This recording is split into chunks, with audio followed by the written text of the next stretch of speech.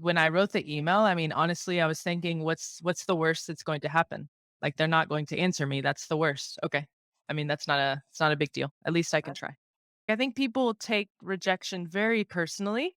And when I'm in an interview process like this, I don't take it personally. When you're going into an interview, of course, you need to prepare. And there's this mix of just being prepared, having the right background, but there's also a touch of luck.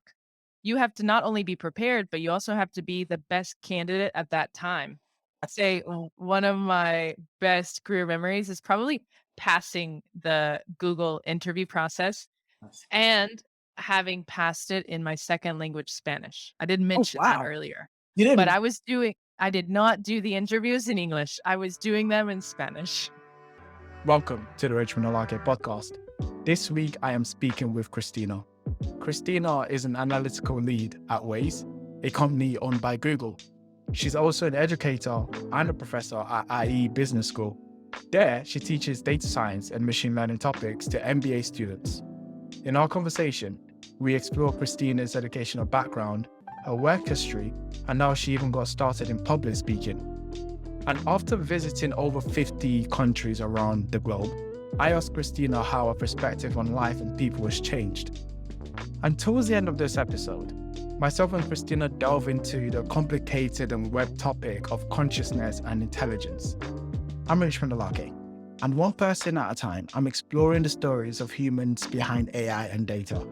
I hope you enjoy this conversation and come away a better practitioner.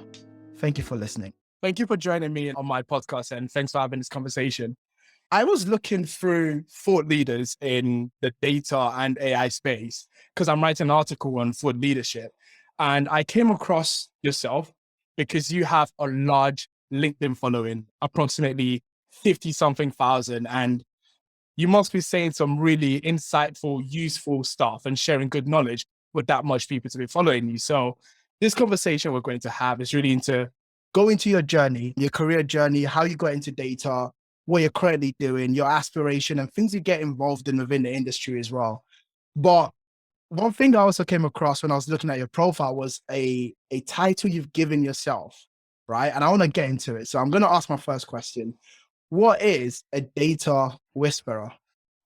That's a good question to start off with. And it was more something that I just made up for fun a long time ago, actually, because I would say that like a whisperer is a person who is able to tame or control animals. If you've ever heard of like a horse whisperer or a dog whisperer. And I do the same thing with data. Like I tame the data and And then I act as a bridge between that data and the business. So that's my rationale behind it.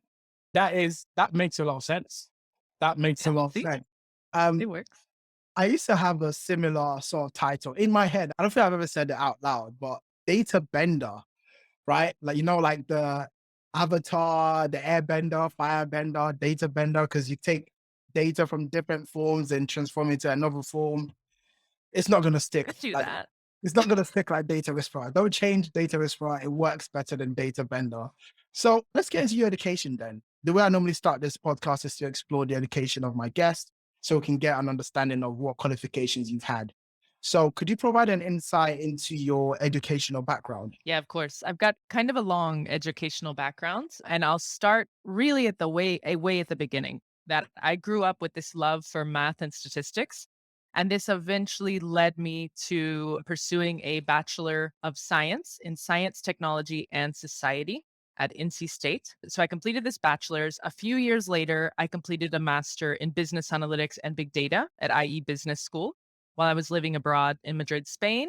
And then a few years later, still, I completed my executive MBA with Quantic. It was a fully online MBA, and I did most of it during the pandemic. So I was taking advantage of that pandemic time when it hit. I was stuck at home and I was continuing my studies. So I have those three main degrees. Taking advantage of the pandemic is something that a lot of people seem to have done. The free time you have and just actually going through the online courses. Going through the online courses, was the experience, how different was the experience with the in-person masters and then the online MBA? Could you speak into that? Yeah, there's a huge difference. And I think both definitely have their advantages and their disadvantages.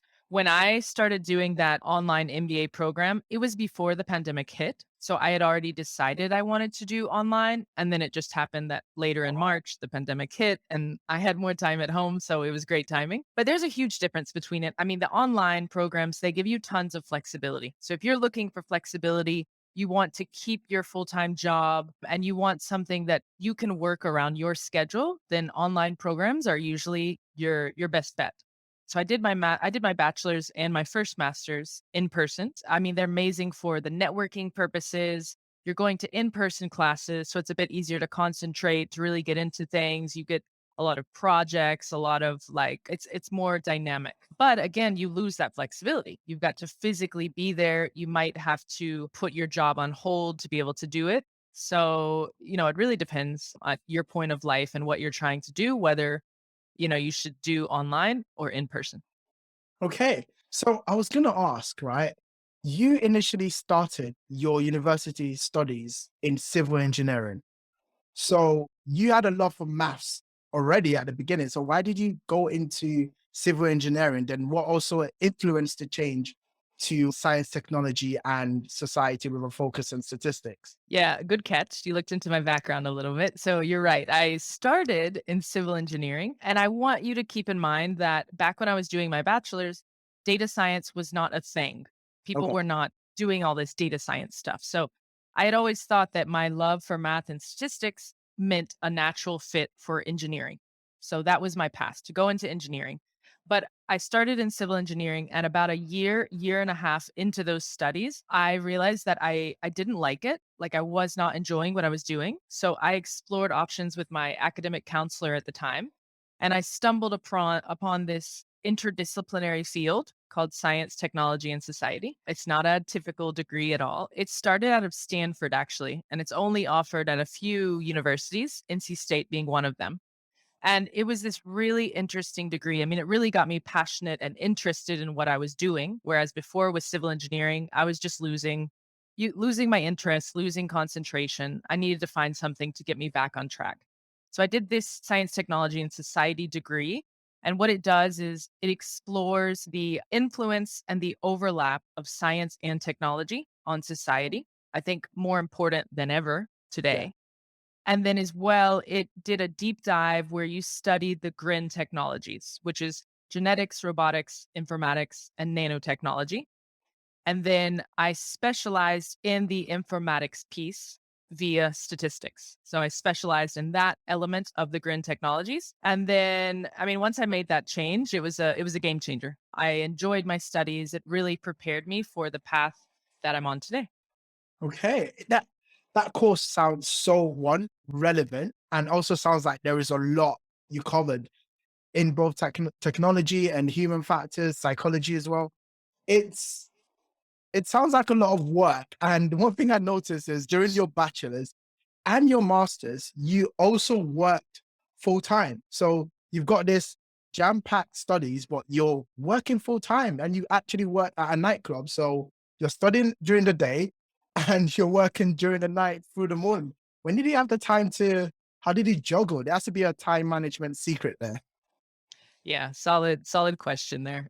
I was very busy for sure. I'm a very busy person in general. Like I like to keep myself busy, so it doesn't bother me by any means. You're right. So I worked during my bachelor's, I was studying during the day, and then I was behind the bar at night, bartending in nightclubs. I worked the entire time through my studies.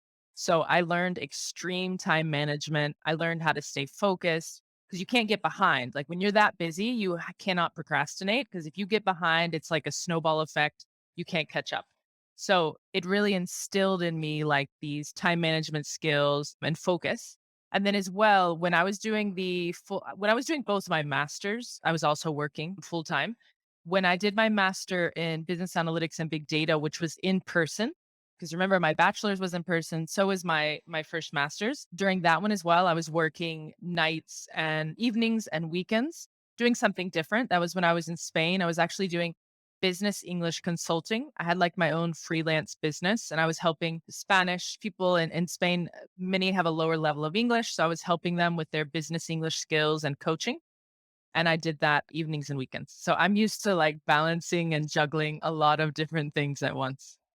Like you said, it's always good to keep yourself busy. And I did, similar to yourself, I did do a bit of bartending. when I was at It's university. fun. Yeah, you can search over the internet and you would probably never find like a clue or any evidence that I did bartending at university. I needed to do it for extra money and it was fun. It is fun.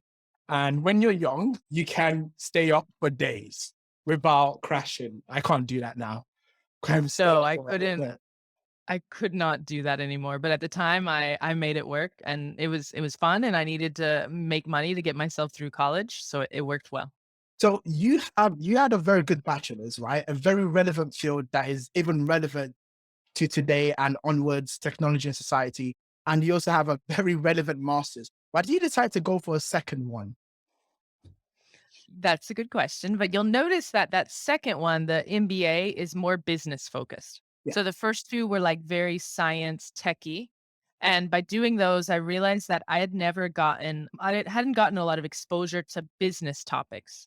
Like, Mm. I wasn't good with, like, strategy and accounting and management. So by pursuing this MBA degree, I could get exposure to those things that I had missed all of those years and to try to like finish my circle to complete the pie and have the business side of things. And that's why I did it. It wasn't necessarily for anything like trying to go for a certain promotion or a certain job.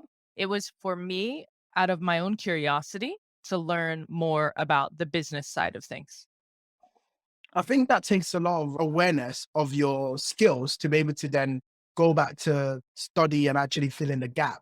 Did you feel like you couldn't get that on the job? Like moved within the company you're in? Did you feel like you had to go back to actually get a qualification? I think so because in my case, I didn't want to move into the business side of the business. Like I like doing my analytics role. I like being close to the data. I like acting as a bridge or a translator between the data and the business, but I don't want to get too close to the business. I don't want to be there and like lose my touch on data. So because I didn't want to make that type of transition and learn on the job, I think for me, the ideal case was to learn it by studying and continue where I am in more of a mid position between tech and business. So I'm going to talk about your early years, right? So I can see you worked as a big data engineer at Nielsen. Am I pronouncing that properly?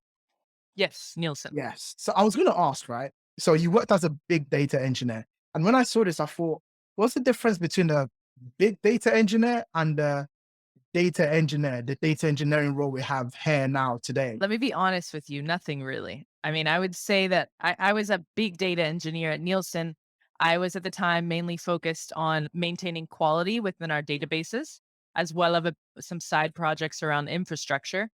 But it's interesting that you ask this question because I see this happening all the time that you have like these roles, data analyst, data scientist, data engineer, and then you have like offshoot roles. So big data engineer like you were highlighting or data specialist, analytics lead, et cetera, et cetera. But you have to remember that these roles are defined by companies that all have their own, specifications. They have their own opinions on what a role should entail. I think a job title, there's a lot more to it usually than just the title itself. So to answer your question, not a lot of difference between big data engineer and data engineer. I was a data engineer essentially, just with a slightly different title. And it's the same thing. I see it happening with like a data analyst in one company is the equivalent of a data scientist in another company and vice versa. You see these like mixing of roles. So whenever you're looking at roles, you really have to read into the job description to understand what they mean by that. Okay.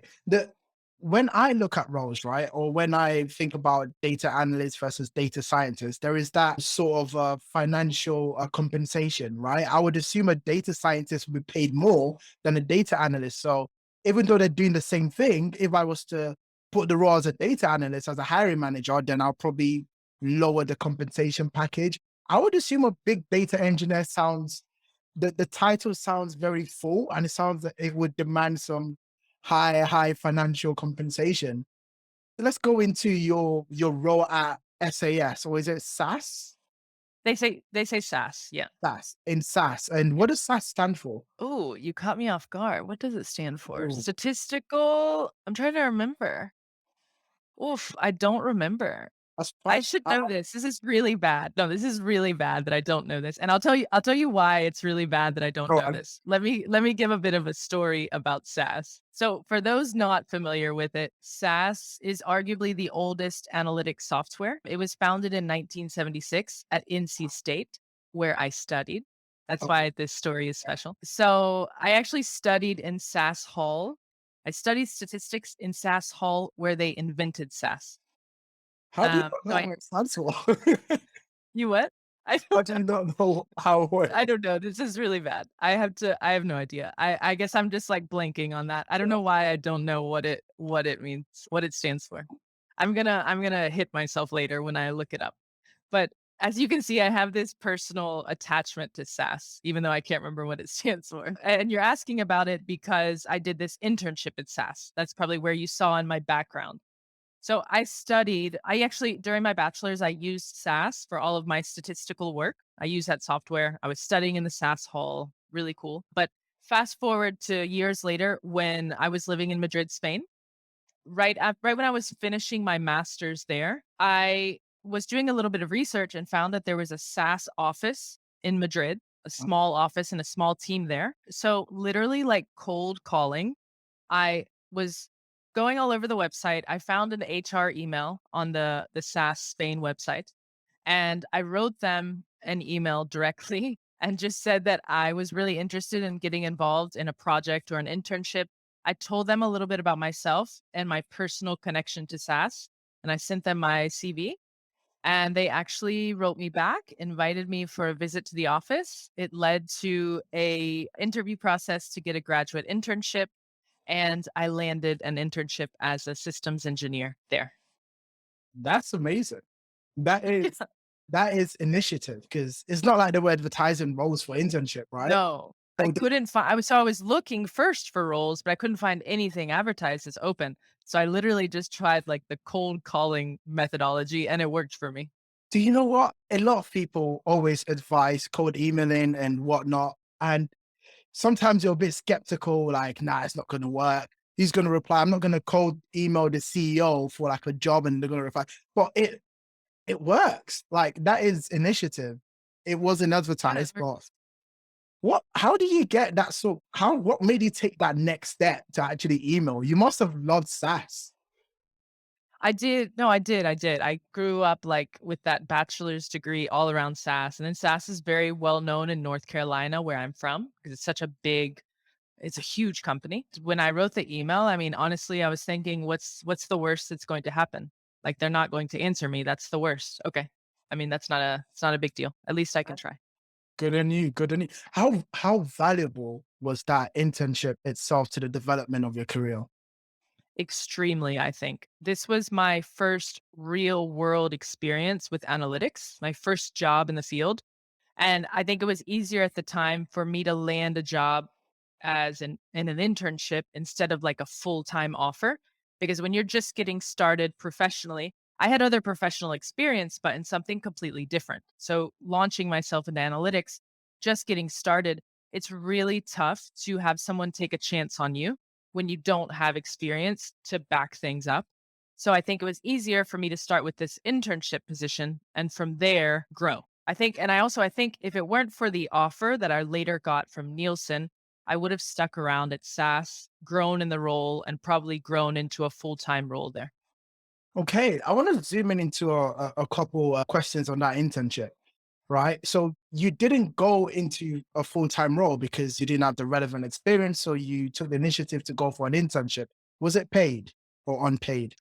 It was paid, but I mean, very low. I was in Spain, salaries are low in Spain. And then on top of that, it was an internship. So it was low pay. I actually kept doing my other job at the time. If you Okay. remember, I commented earlier, I was doing this business English consulting. I did that more in the evenings and the weekends. So I continued doing that to supplement my income and pay the bills. But this is also something that you may have to sacrifice at the beginning. You might have to sacrifice a bit of, like a lower salary in order to get and build up that experience that you need. The role you got at Nielsen, did that internship experience at SAS help with that role at Nielsen? I think so. I mean, I think it showed them that I was already getting experience in the role and I had proven to somebody that I was good enough to be there. SAS is an important company within analytics. And then of course that wasn't enough though. Like I had only gotten a couple months of experience. It's really not that much when you consider. But couple that with my education, my other experience, when I went and interviewed at Nielsen, I found ways to sell everything through my life journey to sell why it was relevant for that position. So even though I was working in another field before, I found ways to connect to why it would be valuable and why I would be the best person for this job. So it Okay. was all like the internship played a part. It was one piece of many pieces to help land a full-time job. Okay. It, everything you've gone through, you just linked it all together to create a story and sell yourself. The other question I was thinking of was you mentioned that you took a pay, like you took a low pay in internship for you to actually be able to move forward within your career. But I would argue that it's easier to do that while you're young, right? So It is. You're right. in the field of AI and data is becoming so incredibly relevant that people in traditional roles, like let's say some financial roles or in more healthcare sectors like radiographers or radiologists, they need to start thinking about how AI will impact their work. But they can't take that pay cut from, let's say, if they're 15 years within a domain, they can't take the pay cut to actually accelerate or get that education that they need to actually be more relevant to the current time. So I don't know, you might not have the answer to this, but I'm thinking of a solution to this, right? And I will share my solution, but what do you think a solution to this would be? I think one, they shouldn't take a pay cut, especially if you've built up 10, 15 years experience. But I think the solution and the key here is doing similar to what I did, but selling your background and why your background is relevant for the role that you're transitioning into. Hopefully you can find some sort of connection, but if you've built up 10, 15 years experience in whatever industry it may be, I guarantee that you can pull transferable skills from that that will help you succeed in the new role. Of course, coupled with the new knowledge that you have if you were studying a master's or a boot camp, but you couple that all together with your work skills that you've built up over the years and sell yourself. Why you now make a good fit for this new analytics role. Excellent. And I think Is that that is your solution? What's your solution?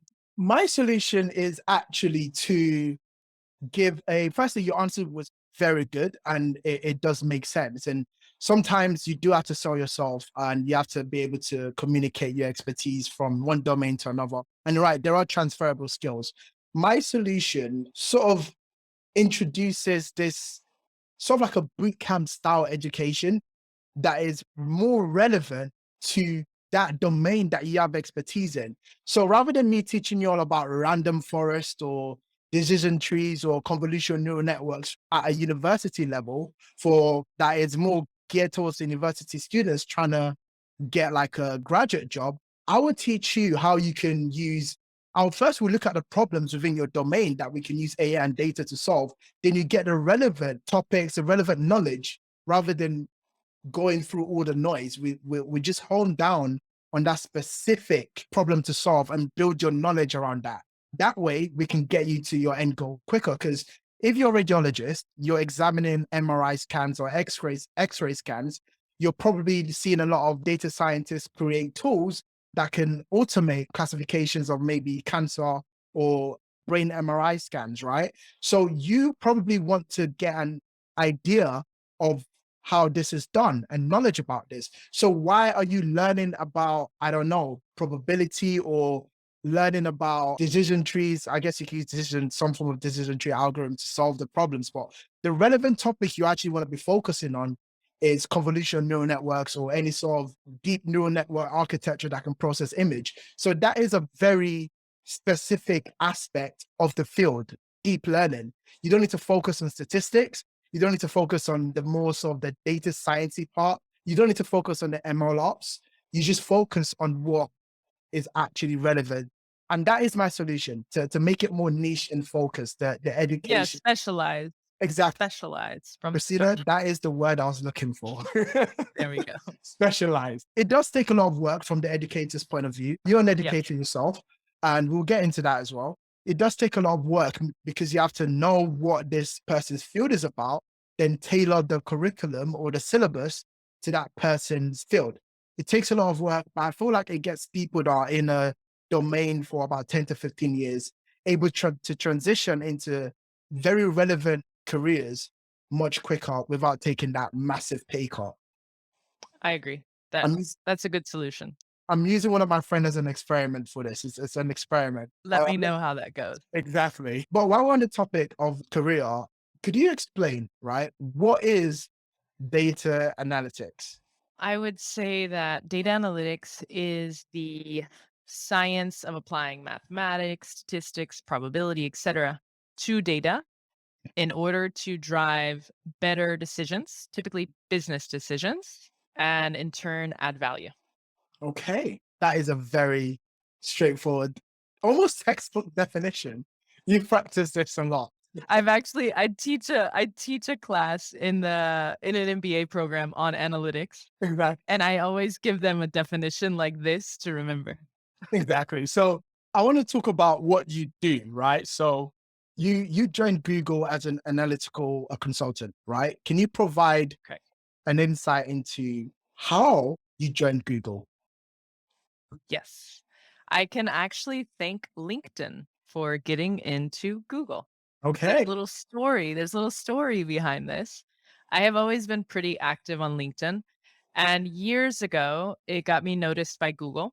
I was in Spain at the time. This was after my master's. I was working at Nielsen, and a Google hiring manager from the Madrid office he reached out to me because he had an open position on his team and he thought that I could be a good fit. Given the content that he saw me sharing and what I was talking about, he thought I might like this new opening that they had. They invited me for an informal, like coffee chat at the office to learn more about the role, see if it would be a good fit. And it was. It sounded like a great fit. So I started officially in the interview process. But there's a plot twist here.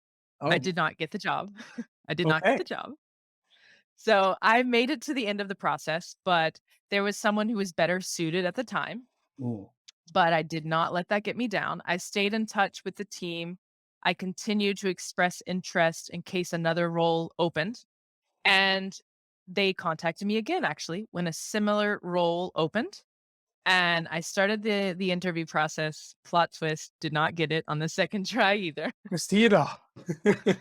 I know the suspense is killing me. I didn't get it the second time either. I made it to the end again, but there was someone better suited at the time.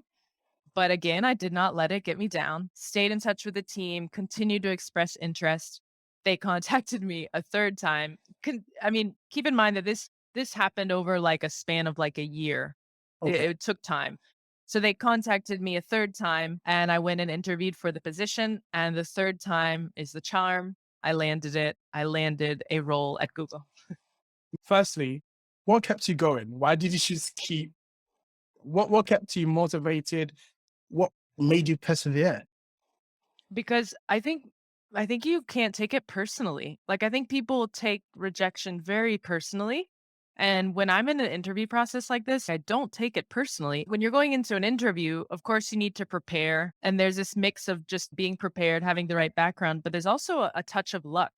You have to not only be prepared, but you also have to be the best candidate at that time. And I understood that in those earlier interview processes, there was just someone that was better suited Okay. and that can happen. But it doesn't mean anything, negative about you. You just, weren't the perfect fit at the time. Also, I think from these interview processes, you should take it as a learning experience. Every time I finished one of the processes, I would ask them for feedback. Like, how could I do better? What did I do wrong? And then I would take that feedback and I would incorporate it into the next interview process. The fact that you're not taking the rejection personally, that is, I guess, the crucial first step because I've been rejected from interviews and it hurts, especially with Google. I'm assuming it's a very sort of in-depth and very long interview Yeah. process, and you're making it to the last stages at this time, and sometimes you just want to give up, but you didn't. And the advice there is, it's life, it's reality. Sometimes there's always someone better than you. but it's not a personal attack. You just have to keep going. That is, Yeah. and another thing I was going to ask is, how did you stay in touch with the team? Like what, LinkedIn or emailing every month or so? They had my email from the interview process, but I stayed in touch over LinkedIn. I just feel it's a little bit more personal. They can see your face, they remember you. I prefer over LinkedIn. What were you sharing on LinkedIn to even get you noticed by this team at Google in the first place?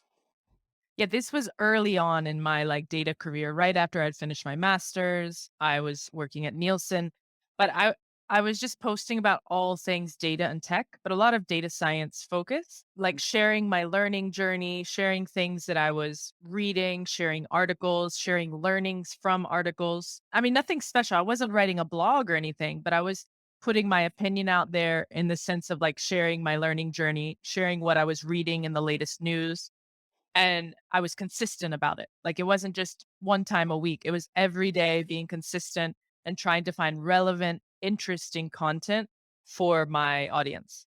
And how or what sparked the idea to actually get active on LinkedIn as a practitioner? Because you could have gone through your career without even dropping a post on LinkedIn. What actually gave you the idea to even go there?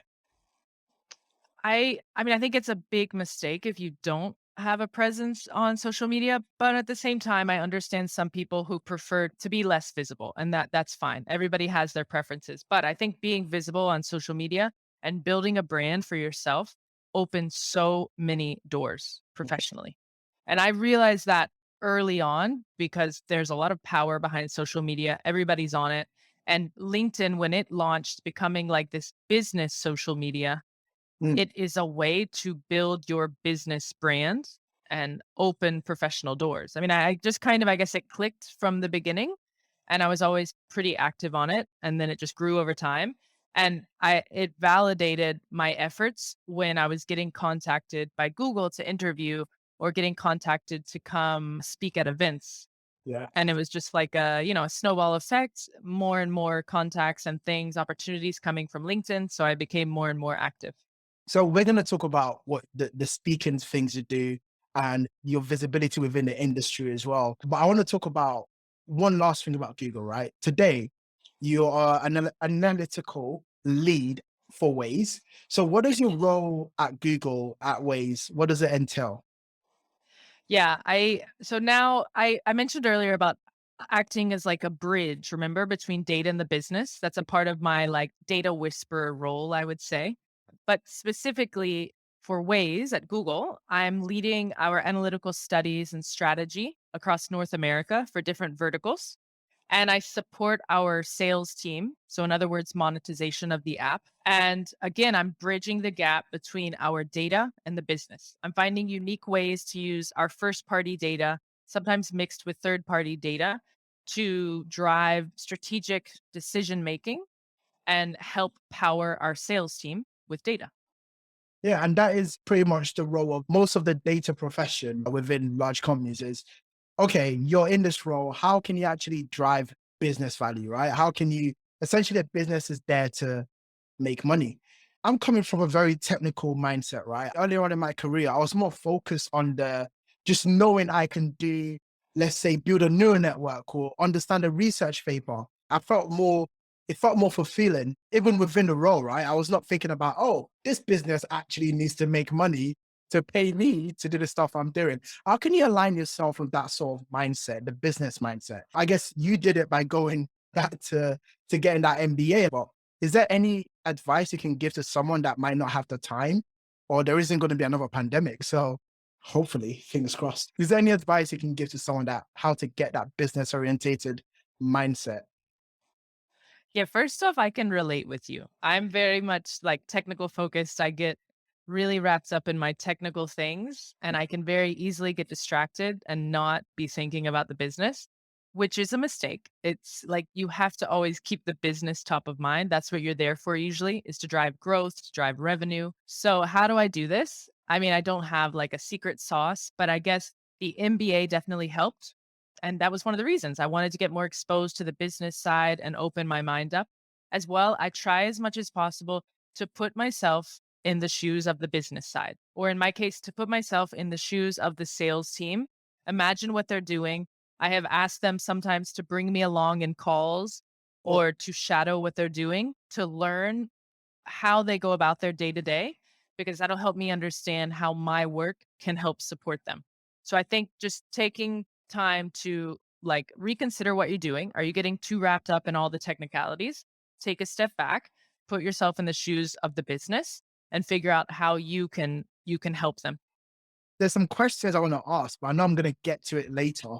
But just to keep it in both our minds is for you to actually be able to communicate with people in the sales team, which I've done, right? So sales team are they're extroverted. That's their job. It's their job to talk, be happy, sell.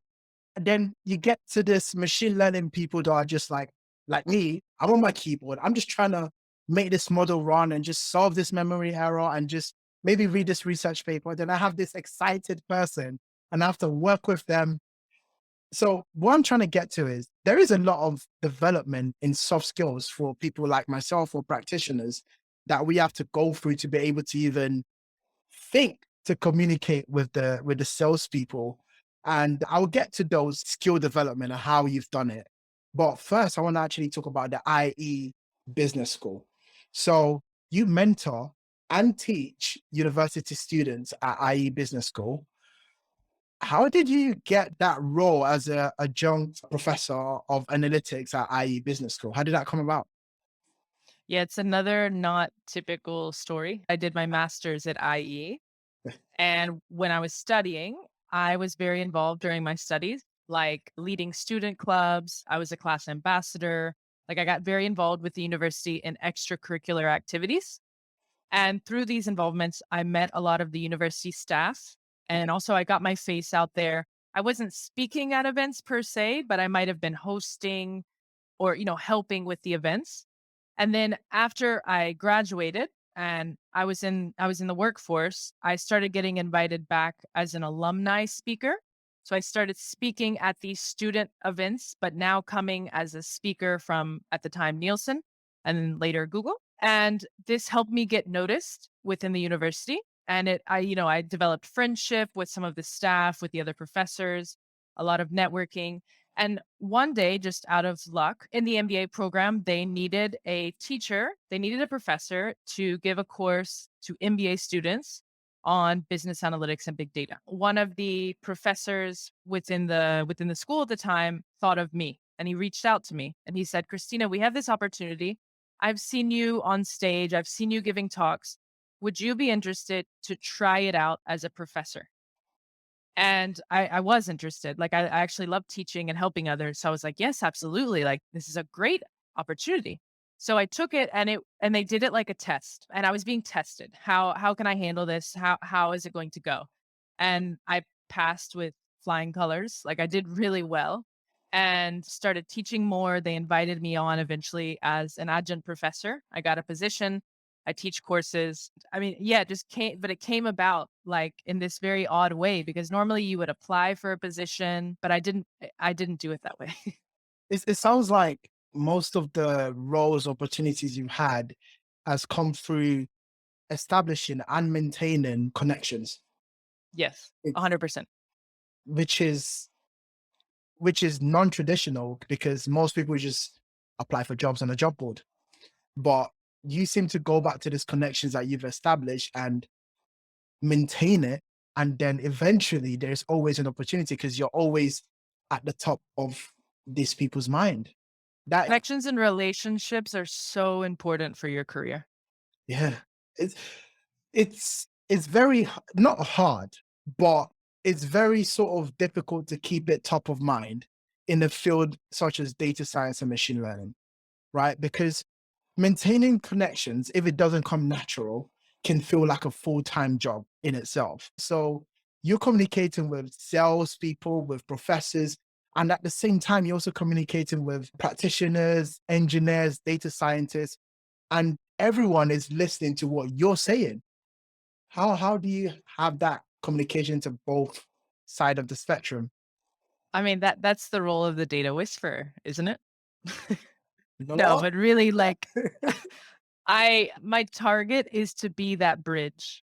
Like, Yeah. that's where I'm trying to focus my career, is being that bridge between data and business, because I think the largest opportunity is there, right in the middle. It's not the technical people, it's not the business people, it's the ones sitting right in the middle who hold the power that they can communicate from one side to the next.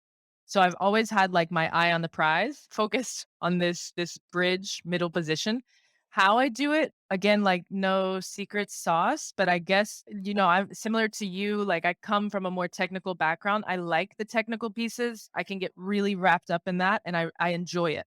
I don't naturally come with like a sales background, but I've had to force myself out of my comfort zone, and you try to put yourself in their shoes. So whenever I'm talking to the sales team or designing a class for MBA students, what I'm doing is putting myself in their shoes and trying to make sure that I'm explaining things at a level that they are going to understand.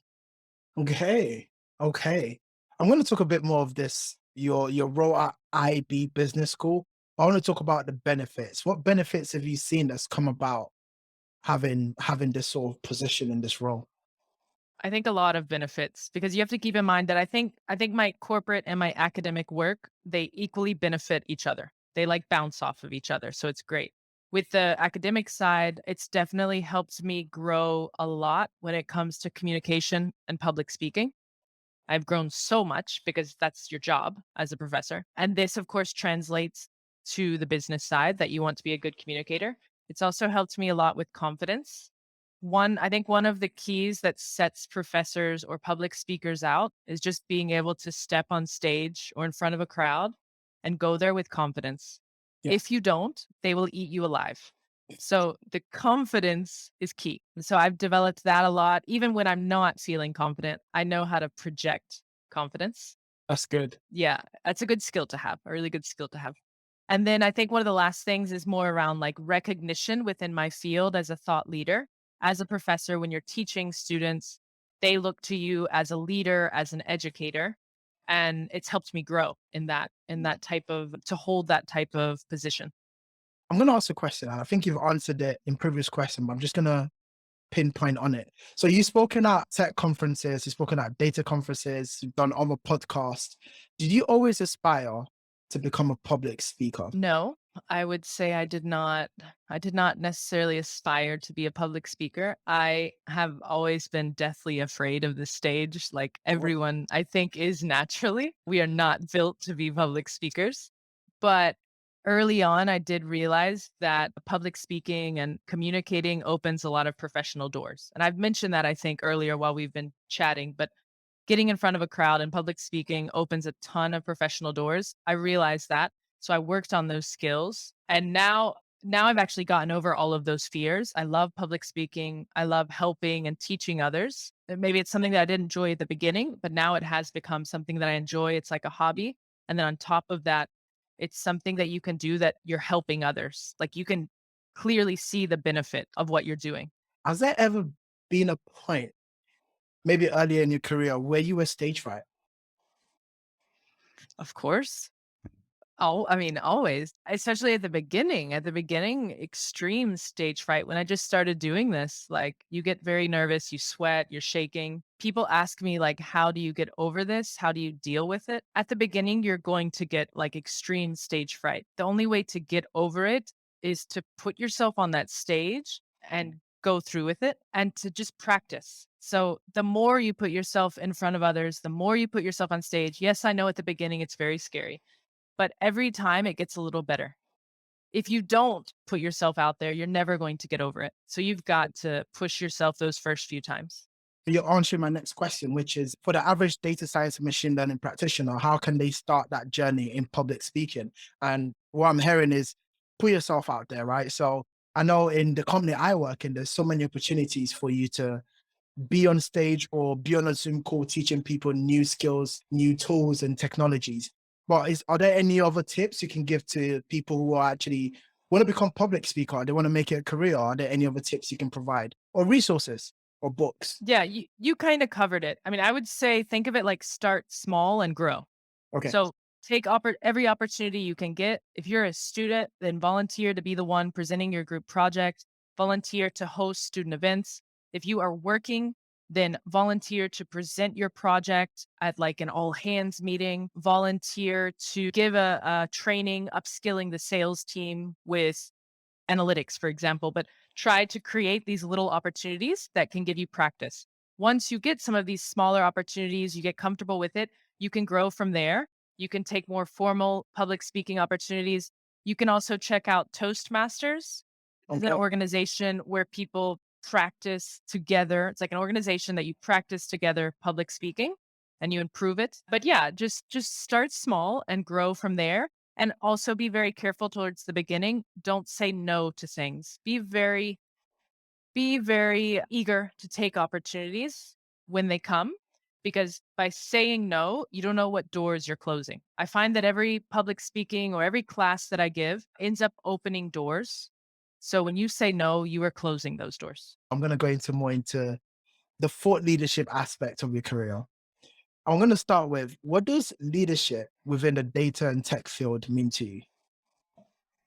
Oh, that is a tough question. What does leadership within the data field mean to me?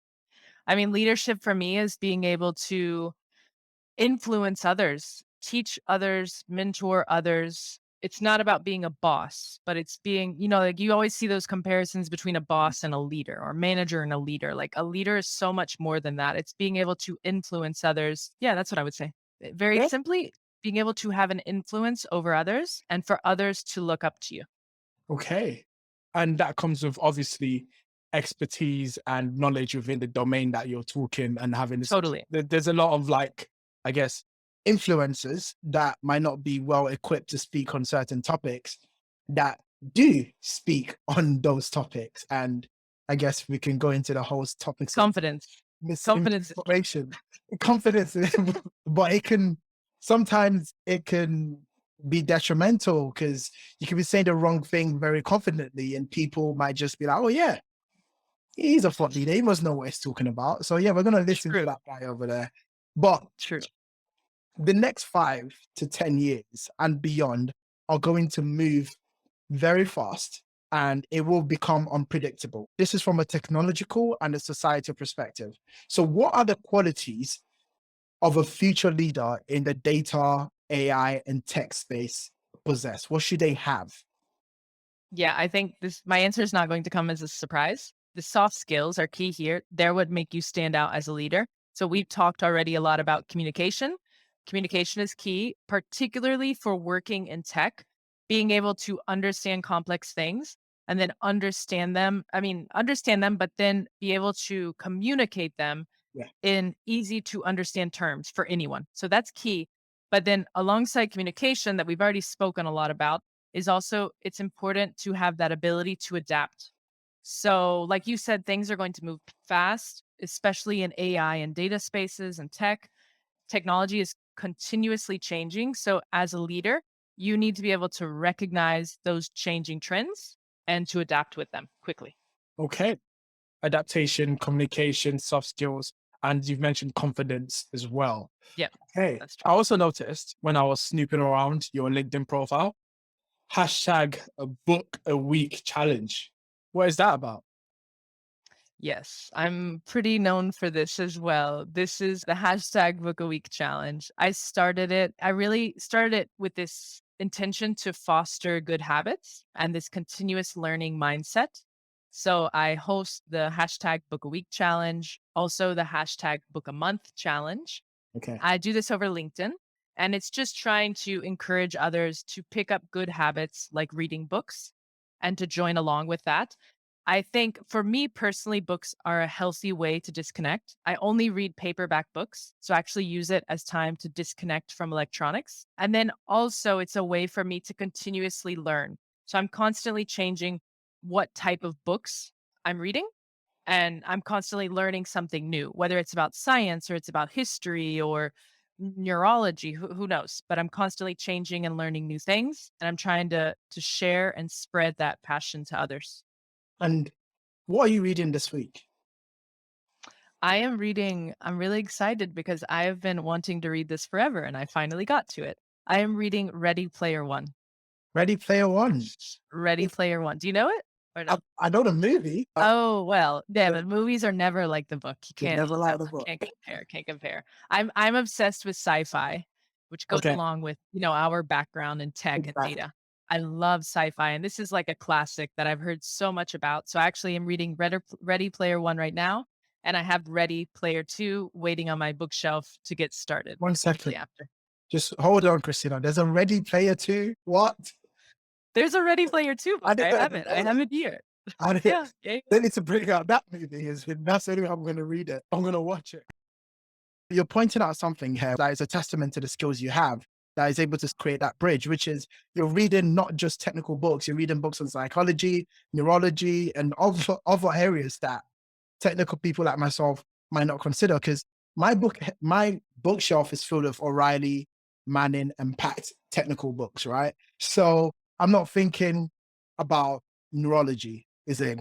Not really thinking about it. Maybe I should be thinking about it. And I am a massive fan of sci-fi, but just on TV. Oh, you have to read the books though. There's such good sci-fi books out there. Do you think you lose a bit of your creative imagination if you become more technical? Not necessarily. I think you can absolutely be technical and be creative. And books like sci-fi can help with creativity, I think. Sci-fi helps open your mind. It's supposed to be this look into the future of what could be. Yeah. And I think it can really challenge you to think and to open your mind and to be more creative. And not just sci-fi, but it could be novels and other things too. I think books can actually help with creativity. They help me. Sci-fi helps me a lot, opening my mind, and it challenges me to reconsider things that we're doing today with technology. Okay. And there is a book, I don't know if you've come across it, that kind of combines the two world, sci-fi and the technical aspect. It's called AI 2041 I by have it on my bookshelf. I actually have it right behind the ready. computer right now. Like I see it behind you right You now. know what? It's by Kai-Fu Lee, Yeah, right? I've got Yeah. mine right here. And Oh yeah. this is good for people like myself that feel like we're losing that ability to be creative because it goes through the sci-fi aspect of it. Then the other half of a chapter talks about the real what's going on today, what's going on in the industry. And I like the connect. It's really good. It's He's really an good. amazing author. Have you read his first book, AI Superpowers? No, I've not read that. I need Oh, to go it's to that. fabulous. Yeah. Yeah. That's one where it talks about China, America, and Yes. is it just China and America or is there a third? Yeah, he compares the East and the West because Okay. those are the 2 leaders in AI development, and their different approaches between China and Silicon Valley, how they're each approaching AI. Yeah, Kai-Fu Lee is an excellent writer and also his co-author on it as well. Has a very good imagination. It comes out in this book, AI 2041, in all the 10 chapters, 10 different stories located in. Have you read it? I don't want to spoil No, no, anything. no, I actually haven't read it. I'm going to read it soon. I Okay. have it waiting on my bookshelf. I Right. had to prioritize Ready Player One. That's Okay. been on my list longer. You know what? I'm not gonna. That's a good priority right there. And the closest I remember when I read this book and I put a tweet and Kai-Fu Lee liked my tweet and I was like, yes, I've made it. I've made You it. have made it. Exactly. Made it. I sent him a message to come on this podcast and I've got no reply yet. We'll see. Just keep trying. Persistence. But you know what? You're absolutely correct. But let me talk about an aspect that is very relevant, speaking to a person like yourself, and that is women in tech. In your opinion, what effective method have you found that actually attracts more female into tech roles? I think one big thing is role models. We need more female role models in the field, leaders that these new young women and girls can look up to. Because, when you look up and you only see one gender, you as a young girl are not going to think that this is a field you should be getting into. It can be discouraging. So it helps to have role models that can encourage you along the way. And I think going along with this is just having everyone should have a voice at the table. That means there should always be a woman's voice at the table. Push more for more diversity within tech teams, at tech events. One thing that I see as a common issue and that goes along with that role model point is that when you go to tech conferences, take a step back and look at the diversity up there. And it doesn't have to be just around gender, but it can be on every element when we talk about diversity. How diverse is the panel of speakers? And usually, typically, it's not very diverse. It's very much the same type of speakers all the time. And this can just be discouraging for any sort of minority that's in the field. Do you have a role model or did you have a role model? Probably, honestly, I mean, back in the day, both of my grandmothers actually, both of my grandmothers were in our role models and continue to be. One of my for different reasons. One of my grandmothers immigrated from Greece to the US for opportunity, went through a lot of struggles, like came with nothing. It's just incredible what she went through. And she's an amazing person on top of that. Like she got through it all. So that's more about like perseverance and everything. And then my other grandma is from America. She's here, but she was very highly educated. I believe she completed her master's, I believe. And at her time, that wasn't normal for a woman to hold a master's degree. And then on top of that, she loved like math, she loved reading. So I got a lot of these interests from her, I would say. So I didn't have a formal like role model at the time, in the tech world. It was more like within my family. Which is probably best because that's a first person connection Yeah, as opposed to someone that's exactly. just virtual you would never meet or might never Yeah, meet. yeah. Okay, I want to ask another question is what significant improvement can you see in the efforts that are being made to get more females into tech? I would say I'm seeing improvements, but we have a long way to go. Okay, We're making progress, but not enough. I do see today more of an emphasis on this DEI initiatives, so diversity, equity, inclusion, okay. DEI. And I think companies are doing more around DEI today. And what I'm seeing change is that companies are realizing that DEI is not just about like this shiny medal that you hit your diversity targets, that there's much more behind it. It's beneficial for a company and it's beneficial for their bottom line to have diverse teams.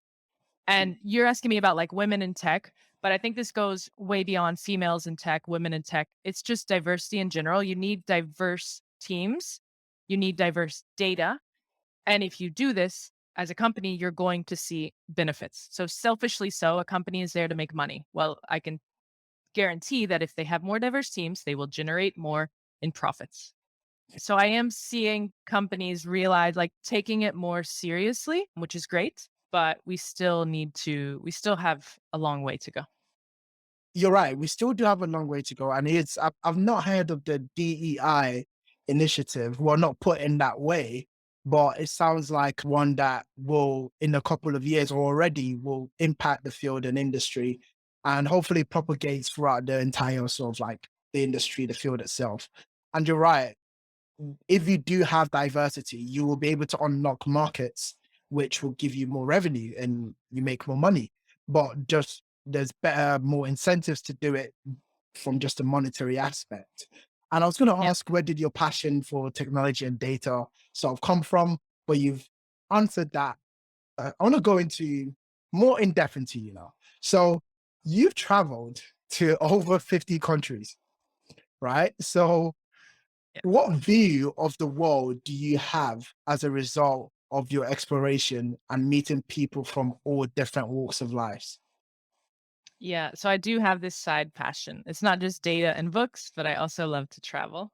And I think after traveling through so many countries and meeting so many different people, I have a very special appreciation for diversity and for different cultures and different languages. I actually love learning about other cultures, about their culture, about their history. And I think this translates into a huge benefit for businesses because I love working on international teams, on diverse teams as a result of all of those travels. So I think that definitely has opened my mind a lot. And then another thing, like another side skill, I guess, that I've gotten from all of this is that, especially towards the beginning, I did a lot of traveling alone. So I spent a month alone traveling through the Middle East. I spent another month alone traveling through Southeast Asia and, of course, through Europe too. And it's taught me to leave my comfort zone and to try new things and put myself out there. I'm much better about facing my fears because I've put myself into like these extreme situations, I think, as a young woman, and I came out of them stronger. That is that's a very unique Deep experience. a deep answer. It's a very interesting perspective, and it almost makes me feel like I'm missing out because I'm the opposite of you. I stay where I am. I don't travel a lot. And I think it's because I have maybe a view of humans or just sort of human interaction that might not be seen as entirely, let's say, positive, right? When I'm in an unfamiliar environment, you just get this anxiety, you can't control the situation, you don't know what is what. And for that reason, I've not been able to explore as much as I think I would like, or as much as people like yourself has. And I feel like there's a part, maybe I'm missing out on something there. What do you think about that? Just that statement. I would like to get your opinion on that. I no, I think you're right. You're missing out, I think. And you'll also realize I've realized that people are not negative. I mean, people are naturally positive, I think. Okay. Most people around the world, I've been to lots of countries that people are just so, so friendly and eager to help you. And sometimes we might, maybe from the news or Hmm. some things portray other countries and cultures as negative, but then you go there and you realize like most people are good at heart and they're going to help you. But you need to go there and learn that firsthand. You're absolutely correct. And it's something that I will use this sort of platform I'm building, maybe go into public speaking. And if I start doing that more internationally, I'll probably use that opportunity to meet more humans, right? Because I Yeah. felt like an alien. Like, you would think, Yeah, you do. Humans, not people, humans. is then meet more people, I would say, because just doing this podcast and hearing people's story, and I always used to think us practitioners are just one dimensional, but we have so much, there's so much different skill set, so much story, so much creativity, unexpected stories that people come up with. And I'm like, wow, it's not just you go to school to study computing, you get a master's, then you get a job. There is just in between those journeys, there's just some aspect of crazy wild story about maybe a travel or some experience that just brings it all together and just it makes it more exciting. And I want to ask a question here. It's going to be sort of out there. This is one of my out there questions. One of the most complex structures in the universe, right? Known to us human or people is the human brain, right? And nature has spent millions of years developing this thing in our skull. Do you think us human will ever truly understand the full nature of our brain? Very deep question. And Very my experience with sci-fi helps expose me to all of this too. ex- And I read a lot of books also on the brain. I've read a lot because it's incredibly interesting, but the human brain itself, it's complicated. Like, how do we experience feelings? How do we store memories? How do we build up knowledge? Where is the consciousness stored hmm, within there? There's all these questions that we don't have any answers to. So I think asking, like, are we going to fully understand the nature of the brain? I mean, I think it's possible one day to understand, but I think we are a long, long way off. Like, we're not even close. We don't understand practically anything about the brain today, but could we maybe in thousands of years? I think so. I do think so. It's just going to take a lot of work. Yeah, a lot of work and new technology.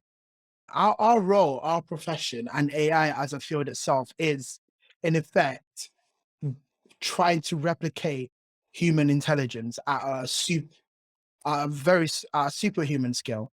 And we have the concept of artificial general intelligence, right? So which is just a form of intelligence that or computational model that can match or outperform any human at any intellectual task. So what we have today is what we would define as narrow AI, which is we have a specific task like image classification, and they work really well, but they can't. The same models can't play chess, right? Yeah, So AGI will be able to do everything. How close do you think we are to that? I don't think we're close. Okay. But again, I'm not an expert by any means, but I do not think we are close to AGI today. I think a lot of the AI in existence today is really just extreme data crunching or Mhm. advanced pattern recognition.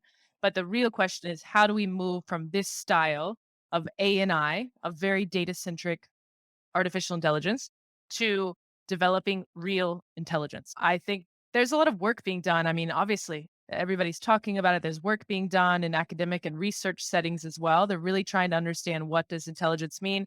How do we build this AGI? But I don't think we're close yet. What do you think, Richmond? Because I know you're interested in this stuff too. What do I think? Do I think we're close? I think we will hit it and we won't know that we've hit it.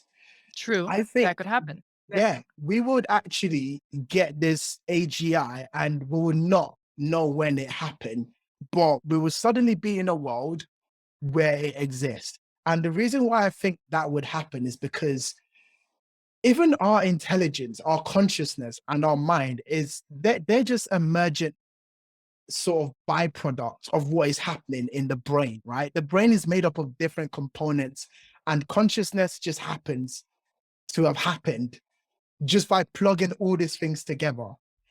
Nature didn't intend to make consciousness. It intended nature is optimized for maybe reproduction and survival. And out of that is, I guess, what consciousness just happens to be a byproduct because you don't need this high level of consciousness to actually survive or somehow reproduce because we have other animals or species on the planet that are doing probably better than I guess human are. We're not destroying the planet, they're coexisting with the planet. So nature probably didn't need this aspect of maybe this higher consciousness that we have. So I would say it's something that has happened by chance, so it's not on purpose. So I think we might stumble upon it in the same way nature has, not on purpose. We're going to put all of these systems together. It could be GPT-3, it could be Dolly, it could be something, I don't know, GPT-50. And suddenly something's just going to emerge. And we're going to be like, wow, it's here. But we wouldn't even know when it happens. It's just going to be here. It might have already happened and it's just staying quiet, observing. Is in there is, Yeah, intelligence and consciousness for me are different. okay. Like, maybe we'll hit I think maybe we might hit intelligence, but does that mean we're going to hit consciousness? Or how do we bridge that? Yes. So Because, like, it's super difficult. All these types of conversations are very deep, but yeah. they're intertwined.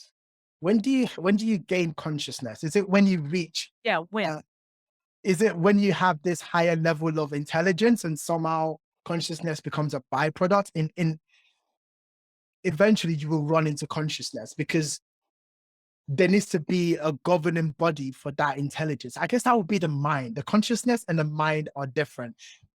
The mind is sort of like the governing body of the intelligence. Would you agree with that statement? Does that make sense?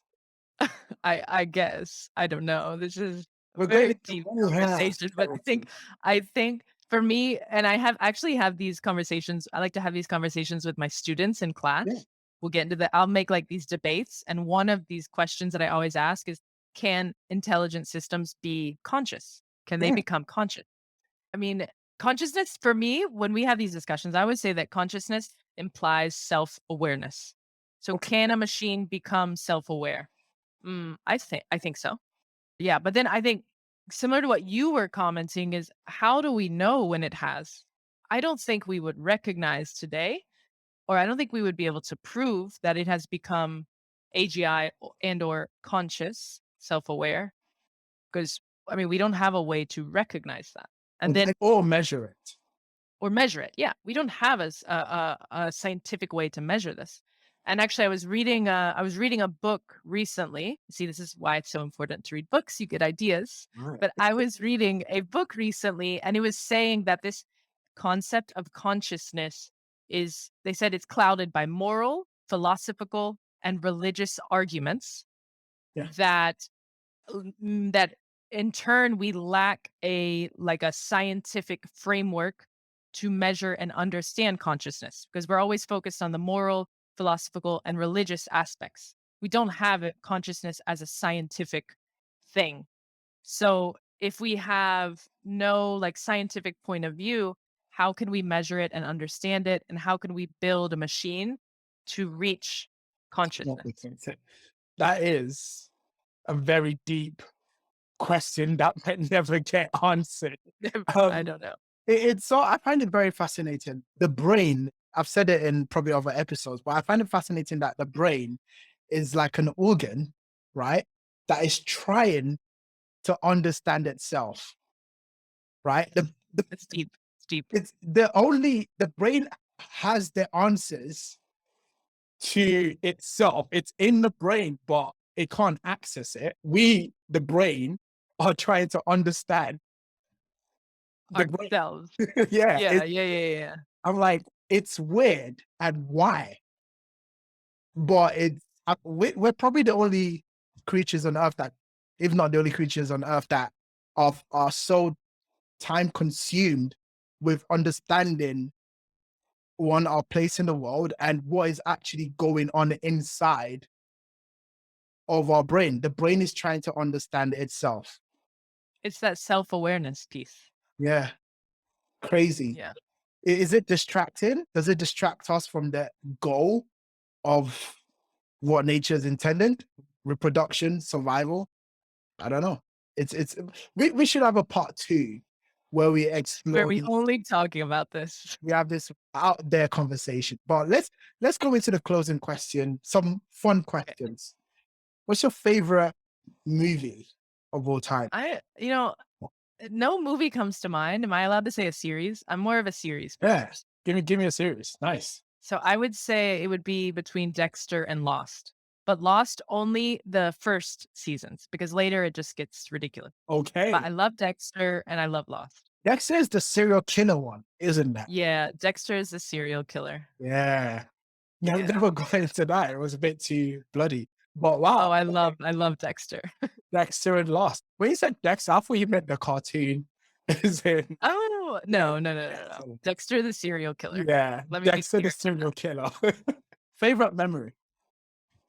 Favorite memory definitely would be one of my like mini off the off the beaten road trips with my husband.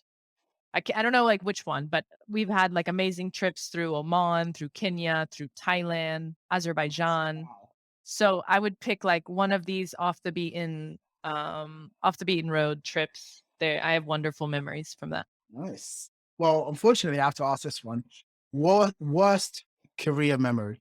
I don't really like to focus on the negative, to be honest. You learned earlier about how I took bad, interview processes and took them as opportunities. So Yes. I think the way that I go about life, I think that a lot of things happen for a reason.